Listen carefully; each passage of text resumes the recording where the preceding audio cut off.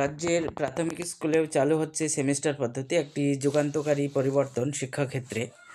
শিক্ষা পর্ষদ থেকে যেটা জানানো হয়েছে, একটি বছরকে দুটো সেমিস্টারে ভাগ করা হবে, প্রথম সেমিস্টার এবং দ্বিতীয় সেমিস্টার।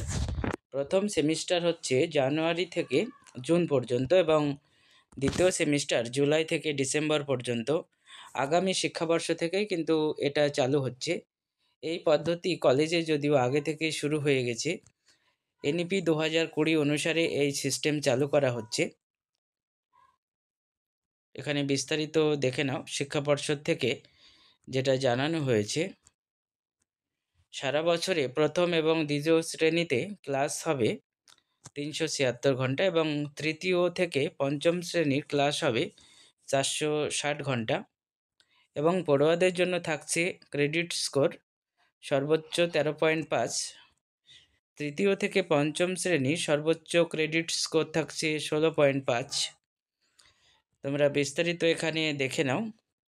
অর্থাৎ এখন থেকে কিন্তু বছরে দুবার পরীক্ষা হবে, দুটো সেমিস্টার, এবং নম্বরের পরিবর্তে ক্রেডিট দেওয়া হবে ছাত্রছাত্রীদের। এই পদ্ধতি চালু করার যেটা মেন উদ্দেশ্য, ভবিষ্যতে অর্থাৎ কলেজ লাইফ এবং উচ্চশিক্ষার ক্ষেত্রেও যেহেতু এই ক্রেডিট স্কোরের ওপরে পড়াশোনা হয়, যার জন্য অনেক আগে থেকেই যাতে ছাত্রছাত্রীদের এই ক্রেডিট স্কোর অর্থাৎ সেমিস্টার পদ্ধতিতে পরিচয় করানো যায়, যার জন্য এই সিদ্ধান্ত নেওয়া হয়েছে। কিন্তু সিলেবাসের যে বিষয়টি জানানো হয়েছে পর্ষদ থেকে, 2025-এ পুরনো সিলেবাসেই পরীক্ষা হবে এবং পরবর্তী 2026 থেকে নতুন করে এই সেমিস্টার সিস্টেমের কিন্তু সিলেবাস চালু হবে। কিন্তু এই সেমিস্টার সিস্টেম চালু হয়ে যাচ্ছে 2025 থেকেই।